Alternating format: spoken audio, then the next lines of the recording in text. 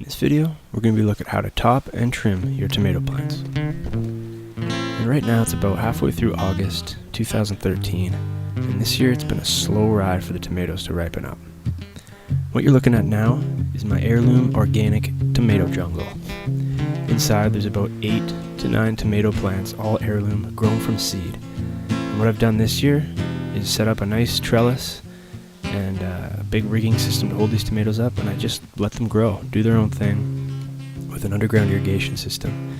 And if you haven't seen my video on how I created this, please check the link above and you can instantly be connected. Just check out how I installed the tomato plants themselves as well as the irrigation system and updates on how I topsoiled as well as took care of these plants. But more or less I just kind of let them grow, do their own thing, and as you can see here, it's now at the stage where it's kind of an out-of-control jungle. So in many other places around the world, this might not be a problem because you could let these puppies grow for maybe another 2 to 3 months. However, here in northern Ontario, Canada, I don't have the luxury of the extended growing season like many of my other YouTube gardener friends and viewers at home. So for me, I took it upon myself to go in and remove any of these branches and suckers and tops of the tomato plants that don't have any flowering, and if they do, that they're just starting to flower. And I basically cut them right before or at the last tomato cluster. So as you can see here, I'm actually removing quite a large sucker. And if suckers aren't clipped back and removed, they can produce into a very large and full-grown tomato plant. The reason I'm removing this sucker itself is because it's taking up a lot of nutrients, and as you can see, it's very tall, way taller than me. However, this sucker didn't end up producing any clusters of flowers, so in an effort to allow more nutrients to get to the tomatoes, I'm going to remove these. Additionally, I'll also be removing a lot of the branches that are blocking other tomatoes, blocking the sunlight from hitting them, allowing for photosynthesis, as well as taking out any of the top clusters that are just starting to flower, because I believe with the time left in my season, those flowers aren't going to establish into full-grown tomatoes in the time I have left. So this way it'll allow for the existing tomatoes to ripen up at an increased speed. So let's fast forward and I'll show you what it looks like after I've taken about half of the vegetation out. So here we are about 10 minutes into the show, and I've already taken out most of the tomato tops to the left, and you can see piles are starting to accumulate on the ground, and it's already about a foot or two shorter than it previously was.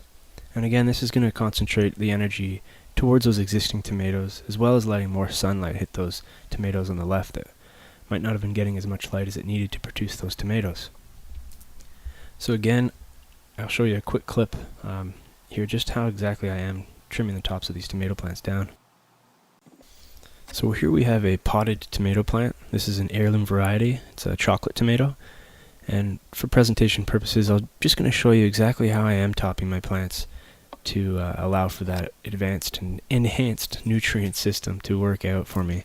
And it did work. I have taken this footage about a week or two ago, and already I can see that that cluster to the left there is just throwing out the tomatoes now. So what I'm going to do is I'm going to take the top of this plant here, and as you can see there is some nice large tomatoes at the bottom, and those are going to continue to grow out once we remove some of the suckering, a few of the lower branches, as well as topping this tomato plant.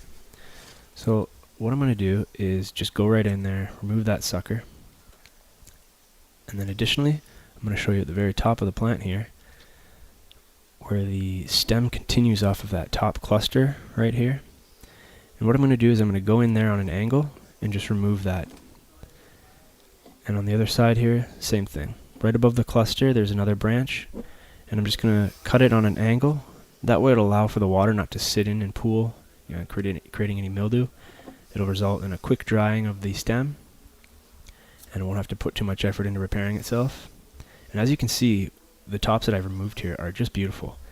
And if you check out my other video on natural rooting hormones, you can actually add the rooting hormone to the bottom of the stem, pop that into some soil, and this beautiful plant will start producing tomatoes instantly because it's already gotten to that stage in the plant where it's starting to produce tomatoes.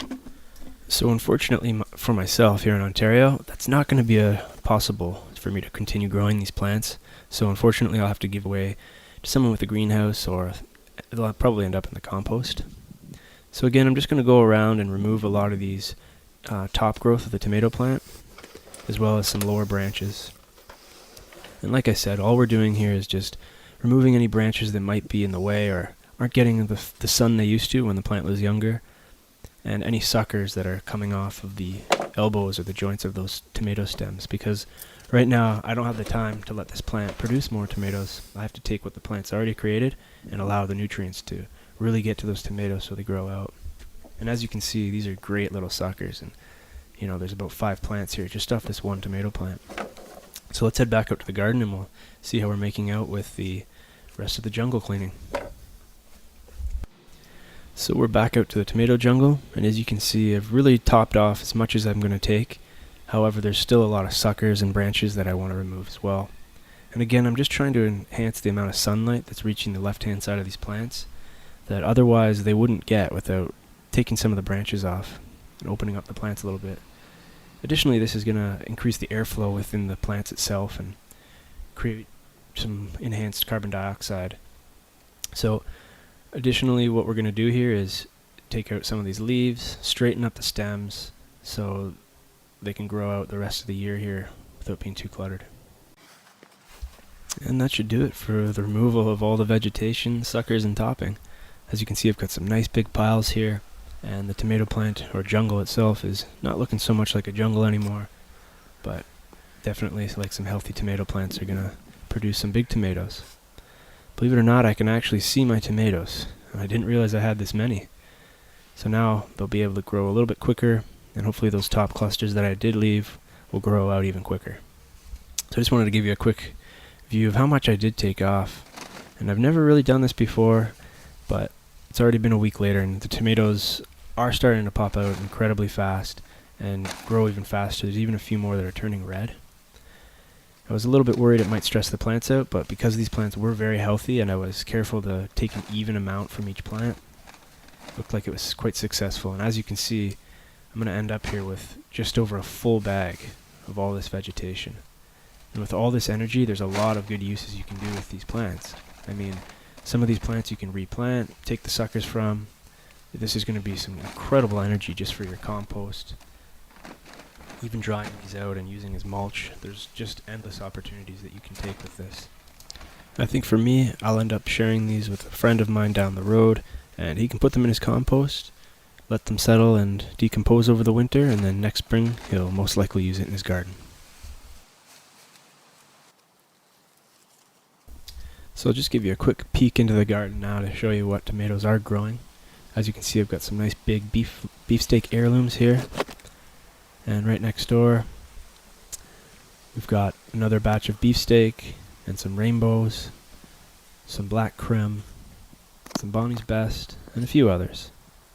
But as you can see, they're looking really good. Some nice big clusters, and most of the tomatoes are all about the same size. I have left a few clusters where they're just starting to blossom, kind of as an experiment to see how far along they'll get in the production stage before I have to pull the plug on some of these plants come frost. So, garden's looking great, and I'll maybe show you a quick peek on the balcony to show you how my container tomato plants are working out too. So we're back on the balcony here, and I have to walk by my pepper plants, so I'll give you a quick peek to see how these are doing. Most of them are all starting to turn, so I'll definitely be putting together another pepper plant video to update on my heirloom Hungarian peppers such as these, as well as my chilies and other various peppers. So here's the chocolate tomato plant that we topped off earlier, and this is I call these tomatoes Big Red. They're similar to the rainbow, and these heirloom variety are just pumping out the tomatoes in this small container. And I really just wanted to show you that you don't need a lot of space or room to grow these tomatoes. As long as you have the sun and the proper container mix, a simple plant like this will just literally take off on your deck. Now, as you can see, each cluster has at least 3 tomatoes on it. This one here even more. And the tomatoes are just going to be massive. So I've had to rig this up using quite a large stem or stick here to trellis them up.